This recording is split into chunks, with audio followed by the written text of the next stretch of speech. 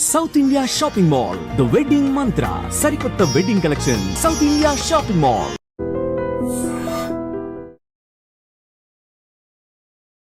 నమస్తే, welcome back to IT media. నేను మీ ఝాన్సీ. సో మార్కెట్ గురించి తెలుసుకోవాలి అని అందరూ అనుకుంటున్నారు. ఎక్కడ స్టార్ట్ అయింది, ఎక్కడ ఎండ్ అయింది, అసలు మార్కెట్ సినారీ ఏముంది తెలుసుకుందాము. ప్రస్తుతం అంతా ఉన్నారు సీనియర్ మార్కెట్ అనలిస్ట్ శ్రీరామచంద్రమూర్తి గారు. నమస్తే సార్. నమస్తే అండి. ఎలా ఉన్నారు? బాగున్నాను సార్. సో ఏంటి సార్ సిచ్యువేషన్ ఎలా ఉంది? మార్కెట్ ఈరోజు లాభాల్లో ఉందా, నష్టాల్లో ఉందా? ఈ వీక్ ఒకసారి చూసుకుంటే ఈ వీక్లో గురువారం ఎక్స్పైరీ ఉంది, మే కాంట్రాక్ట్ ఎక్స్పైరీ గురువారం ఉంది. ఓవరాల్గా ఇప్పుడు ఏంటంటే నిఫ్టీ వచ్చి 28,800 దగ్గర క్లోజ్ అయింది.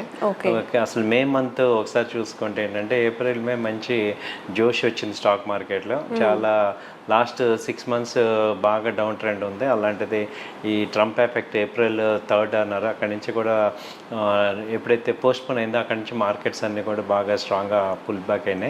సో ఏప్రిల్ మే వచ్చి బాగా లాభాలు వచ్చాయి. అయితే ఇప్పుడు ఏంటంటే 25,200 దాకా వెళ్ళాక స్టాక్ మార్కెట్ నిఫ్టీ ఇప్పుడు నెక్స్ట్ లెవెల్కి వెళ్ళాలి అంటే సరైన పాజిటివ్స్ రావాలి. ఇప్పుడు ఎటు మాన్సూన్స్ ఇవన్నీ కూడా మే జూన్లో వస్తాయి కాబట్టి సో మళ్ళీ నెక్స్ట్ కాంట్రాక్ట్లో మంచి లాభాలు వచ్చే అవకాశాలు ఉన్నాయి. సో ట్రెండ్ అయితే పాజిటివ్గా ఉంది. సో ఎప్పుడైనా బై అండ్ డిప్స్ లాగా చేసుకోవాలి. ఇప్పుడు మొన్న రీసెంట్ లో వచ్చి 24,600, 500 ఆ రేంజ్ మేజర్ సపోర్ట్ చూపిస్తుంది. సో అక్కడి నుంచి మనకి డిప్ బై చేసుకోవచ్చు. మళ్ళీ అలాగే 24,800, 25,200 దాకా కూడా ఛాన్సెస్ ఉన్నాయి. సో ఇది ఒక రేంజ్లో వెళ్తుంది. సో స్టాక్ మార్కెట్లో నిఫ్టీ బాగా రేంజ్లో ఉంది. అలాగే బ్యాంక్ నిఫ్టీ తీసుకుంటే ఇప్పుడు అది 55,000 దాకా వెళ్ళి 54,000 నుంచి 55 మధ్యలో ఉంది. సో ఇది కూడా రేంజ్లోనే ఉంది. ఎందుకంటే పాజిటివ్ ట్రిగ్గర్స్ దీన్ని దాటి ఎలివేట్ చేసే అంశాలు ఇప్పుడు ప్రజెంట్ కనపడలేదు. మొన్న ఆపరేషన్ సింధూర్ ఎప్పుడైతే సక్సెస్ అయిందో డిఫెన్స్ స్టాక్స్ అవన్నీ బాగా ర్యాలీ వచ్చాయి. దాంతో స్టాక్ మార్కెట్ కూడా మంచి జోష్లో పాజిటివ్ వచ్చింది. సో ఇప్పుడు అన్ని కంపెనీలు రిజల్ట్స్ కూడా అయిపోయినాయి. సో ఆల్మోస్ట్ దగ్గరలో ఉన్నాయి కాబట్టి అన్నీ కూడా యావరేజ్గా 15-20% రిజల్ట్స్ ఇచ్చే బాగానే ఉన్నాయి. సో ఈ రేంజ్లో ఏంటంటే ఇప్పుడు ఎఫ్ఐఎస్ డిఎస్ నెక్స్ట్ స్టెప్ ఏంటి, వాళ్ళు కొంత ప్రాఫిట్ బుకింగ్ చేస్తారా లేకపోతే నెక్స్ట్ రోల్ ఓవర్స్ ఎలా ఉంటాయి స్ట్రాంగ్ అనేది ఇక నెక్స్ట్ 2 daysలో ఇది ఉంది కాబట్టి ఎక్స్పైర్ ఉంది కాబట్టి దాని తర్వాత నుంచి కూడా కాంట్రాక్ట్స్ జూన్ కాంట్రాక్ట్స్ అన్నీ కూడా బాగుంటాయి. సో ట్రెండ్ అయితే పాజిటివ్గానే ఉంది. ఇంకా ర్యాలీ వచ్చే అవకాశాలు ఉంది. ఆగస్టు సెప్టెంబర్ వరకు కూడా ఈ ర్యాలీ మంచి కంటిన్యూ అయ్యే అవకాశాలు ఉన్నాయి. ఓకే సార్, నిజంగా ఇప్పుడు మనం అన్నట్టు ఆపరేషన్ సింధూర్ అన్నప్పుడు డిఫెన్స్ థింగ్స్ అనేవి ఎక్కువ పెరుగుతున్నాయి. ఇప్పుడు జనరల్ కామన్ పీపుల్కి సరే ఈ మంత్ ఆర్ వచ్చే మంత్లో ఇప్పుడు సమ్మర్ నడుస్తుంది లేదా వింటర్ నడుస్తుంది, ముందుగా ఎస్టిమేట్ చేసుకొని ఇందులో ఇన్వెస్ట్మెంట్ చేస్తే బాగుంటుంది అలాంటి స్టాక్స్ ఏమైనా ఉంటాయా డైలీ బేస్ మీద? ఉంటాయండి. అవి వాటిని సైక్లికల్ స్టాక్స్ అంటారు. ఇప్పుడు మాన్సూన్ ఉంది, వర్షాకాలం స్టార్ట్ అయింది కాబట్టి ఇప్పుడు ఏంటంటే ఎక్కువగా పంటలు వేస్తారు రైతులు వీళ్ళు కాబట్టి ఫెర్టిలైజర్ స్టాక్స్ కానీ సో అలాంటి సీడ్ కంపెనీస్ సో ఇవి ఎక్కువ ఉంటాయి. అలాగే ఫార్మా కంపెనీస్ కూడా ఎక్కువ వర్షాకాలం ఎక్కువ రోగ వ్యాధులు చిన్న వస్తాయి కాబట్టి ఫార్మా స్టాక్స్ ఇలా సైక్లికల్గా ఉంటాయి అనమాట. ఒక్కొక్క సీజన్లో ఒక్కొక్క స్టాక్స్ ఉంటాయి. ఇప్పుడు ఆ స్టాక్స్ని ముందుగానే మనం తీసుకుంటే వాటిల్లో మనం గ్రో అవుతాయి. అంటే ఒక డైలీ కాకుండా ఒక 2-3 months ఇన్వెస్ట్మెంట్ మీన్స్ ఒక 1 month 2 months. ఇప్పుడు స్టాక్ మార్కెట్లో డైలీ చేద్దాము అనే కన్నా కూడా ఒక వెయిట్ అండ్ వాచ్ లాగా చేసుకుంటే మంచి రిటర్న్స్ వస్తాయి అనమాట. ఏదో ఇన్వెస్ట్మెంట్ షార్ట్ టర్మ్ అట్లీస్ట్ ఒక మంచి ఎప్పుడు 100% లాంగ్ టర్మ్ అయినా కష్టమే, 100% ట్రేడింగ్ అయినా కష్టమే. సో ఒక షార్ట్ టర్మ్ ఒక 50% ఇన్వెస్ట్మెంట్ అలాగే ఒక 50% షార్ట్ టర్మ్ ఇన్వెస్ట్మెంట్ చేసుకుంటే మంచి ప్రాఫిట్స్ గెయిన్ చేయొచ్చు. అలాగే అది కూడా ఏంటంటే రెండో పాయింట్, ఒకే రేట్లో మొత్తం అమౌంట్ కొనకూడదు. కొంత డిప్లోకి ఛాన్స్ ఇచ్చుకోవాలి. ఇప్పుడు 100 రూపాయలు ఒక రేట్ ఉందనుకోండి, 100లో కొని మళ్ళీ 90కి కూడా కొనేటట్టు ఉండాలి. ఆ తర్వాత 80కి కూడా అలా కొనేటట్టు ఉంటే టెక్నికల్గా అంటే మీకు ఈ కంపెనీలు పెరుగుతాయి, ఇక్కడ ఎక్కువ డిమాండ్ ఉంది అనేది తెలుసుకోవటం ఒక పాయింట్.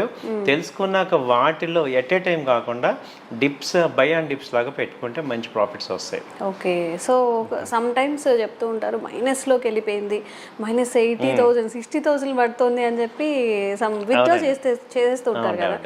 పేషెన్సీ లెవెల్స్ అంటే ఎలా క్యాలిక్యులేట్ చేసుకోవాలి, పెరుగుతుందా తగ్గుతుందా, విత్డ్రాల్ చేసుకోవాలా వద్దా అనేది?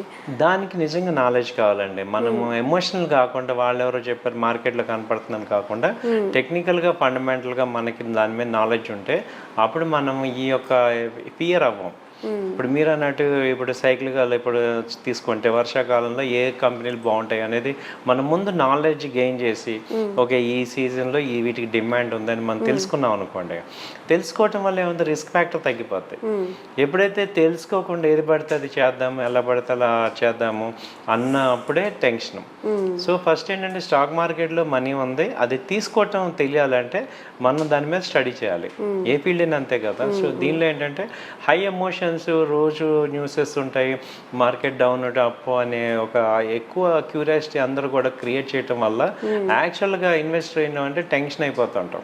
అలా కాకుండా దానికి ఏంటంటే ఓకే ఇది ఎంట్రీ పాయింట్, ఇక్కడ రిస్క్ ఎంత, వస్తే ఎంత వస్తుంది, పోతే ఎంత పోతుంది అనేది మనం ఒక క్లారిటీగా ఉంటే సో ఈ యొక్క నార్మల్ ఎమోషన్స్ అనేవి మనం దాటేయచ్చు. ఓకే. సో అది దాటేసి మనం ఒక ప్రొఫెషనల్గా అవ్వచ్చు. ఇప్పుడు నేను ఎంత ఇన్వెస్ట్ చేస్తున్నాను, ఎందుకు అంటున్నాను, దేనిలో ఇన్వెస్ట్ చేస్తున్నాను, అసలు ఎందుకు ఇన్వెస్ట్ చేస్తున్నాను, ఒకవేళ ప్రాఫిట్ వస్తే ఎంత వస్తుంది, లాస్ వస్తే ఎంత వస్తుంది, ఈ విషయాల మీద క్లియర్గా ఉంటే మనం ఈ మార్కెట్లో ఫ్రీ అయిపోతాం. అది ఉండనంత వరకు ఏమవుతుందంటే హై ఎమోషన్స్ మీద వెళ్తాం అనమాట. సో ఇదే రీజన్స్. ఆల్మోస్ట్ మే ఎండింగ్కి వచ్చేస్తున్నాము. మరి ఈ ఇయర్లో ఈ స్టాక్స్ పెరుగుతాయి లేకపోతే ఇందులో ఇన్వెస్ట్మెంట్ చేస్తే మంచిది, కొంచెం సేఫ్ సైడ్ ఉండే స్టాక్స్ ఏమైనా ఉన్నాయా? సేఫ్ సైడ్ అయితే బ్యాంకింగ్ స్టాక్స్, బ్యాంకింగ్ ఇండస్ట్రీ బాగుంది, అలాగే ఆటోమొబైల్ ఇండస్ట్రీ బాగుంటుంది, ఫెర్టిలైజర్ ఇండస్ట్రీ బాగానే ఉంటుంది, ఫైనాన్స్ ఇండస్ట్రీ బాగుంటుంది. వీటిల్లో మనం మంచి స్టాక్స్ చూస్ చేసుకోవచ్చు. ఎందుకంటే ఎటు సీజన్ ఏమవుతుందంటే ఎక్కువ సేల్స్ అన్నీ కూడా ఇప్పుడు సెకండ్ హాఫ్లో వస్తుంటాయి, ఆటోమొబైల్స్ కానీ ఇవన్నీ కూడా. సో వీటిల్లో మనం ఇన్వెస్ట్ చేసుకోవచ్చు. రెపో రేట్ తగ్గించారు, ఇప్పుడు మళ్ళీ ఆర్బీఐ మీటింగ్ ఉంటుంది. సో వీటన్నిటిని చూస్తే ఇప్పుడు ఎక్కువ ఇండియాకి ఏంటంటే నెగిటివ్స్ కన్నా పాజిటివ్స్ ఎక్కువ ఉన్నాయి. ఇప్పుడు లార్జ్ క్యాప్లోనే కాకుండా ఇప్పుడు ఏంటంటే మిడ్ క్యాప్లో కూడా ర్యాలీ వచ్చే అవకాశాలు ఉన్నాయండి ఈ 2-3 months. సో మిడ్ క్యాప్ కూడా మంచి ఇన్వెస్ట్మెంట్ చేసుకుంటే మంచి ప్రాఫిట్స్ వచ్చే ఛాన్సెస్ ఉన్నాయి. ఏదైనా ఏంటంటే ముందే మనం క్లియర్గా ఉండాలి, ఎందుకు కొంటున్నాను, ఎందుకు అమ్ముతున్నాను, ఒకవేళ రిస్క్ వస్తే ఏంటి, మల్టిపుల్ టైమ్స్ ఎంట్రీ ఇచ్చేటట్టు కూడా ప్లాన్ చేసుకుంటే టెన్షన్ ఉండదు. అసలు స్టాక్స్ అంటేనే రిస్క్ అంటారు కదా, కొంతమంది అసలు ఎలాంటి రిస్క్ లేకుండా మాకు ప్రాఫిట్స్ రావాలి అంటారు. ఈ గేమ్ అనేది ఇందులో వర్కౌట్ అవుతుంది? అసలు రిస్కే లేకుండా స్టాక్స్లో మనం అదే రిటర్న్స్ చూడటం అనేది రిస్క్ లేకుండా రిటర్న్స్ అంటే మేడం మనకి స్టాక్ మార్కెట్లో అవ్వదు. ఎందుకంటే ఇప్పుడు ఇన్వెస్ట్మెంట్ అంటేనే రిస్క్ రిటర్న్ ఉంటాయి. నాకు అసలు రిస్క్ వద్దు అంటే దానికి ఆల్టర్నేట్ ఏంటంటే చిన్న ఎగ్జాంపుల్, ఇలాగే నన్ను ఒక ఆయన అడిగారు అనమాట, నాకు అసలు రిస్క్ వద్దు, నాకు ఓన్లీ కావాలి అంటే నేను ఒకటే అన్నా, ఇప్పుడు మీరు కార్ డ్రైవింగ్ చేస్తున్నారు, నేను బ్రేక్ వాడినంటే ఓన్లీ యాక్సిలేటర్ వాడతానంటే ఎలా అవుతుంది? అప్పుడు మీరు ఏం చేయాలి, మీరు డ్రైవింగ్ చేయకూడదు, మీరు డ్రైవర్ని పెట్టుకోవాలి లేదా బస్సులో వెళ్ళాలి. సో అలా మీకేంటంటే నాకు రిస్క్ వద్దు అంటే మ్యూచువల్ ఫండ్స్ ఉన్నాయి, మ్యూచువల్ ఫండ్స్లో డెబిట్ ఫండ్స్ ఉన్నాయి, దానిలో రిస్క్ ఉంటుంది. అలాగే లిక్విడ్ ఫండ్స్ ఉన్నాయి, దానిలో రిస్క్ ఉండదు. బ్యాంకులో ఎఫ్డి వేసుకుంటే దానిలో రిస్క్ ఉండదు. ఎవరైతే రిస్క్ నాకు వద్దు అంటారో రిటర్న్ కూడా తక్కువే ఉంటుంది. సో వాటికి ఇది ఆప్షన్. సో కొంత నేను మోడరేట్ రిస్క్ తీసుకుంటాను. రిస్క్లో కూడా 2 రకాలు ఉన్నాయి, short term risk, long term risk. So long టర్మ్లో రిస్క్ అనేది నలిపి అయిపోతూ ఉంటుంది, షార్ట్ టర్మ్లోనే ఎక్కువ ఎఫెక్ట్ అవుతుంది. ఇప్పుడు నేను ఒక మంచి ఇప్పుడు ఎస్బీఐ షేర్ కొనుక్కున్నాను, క్వాలిటీ షేర్లు కొనుక్కొని ఓవరాల్గా ఒక 3-4 years ఉంటాను అన్న వాళ్ళు ఎవరికి కూడా పెద్ద రిస్క్ ఉండదు.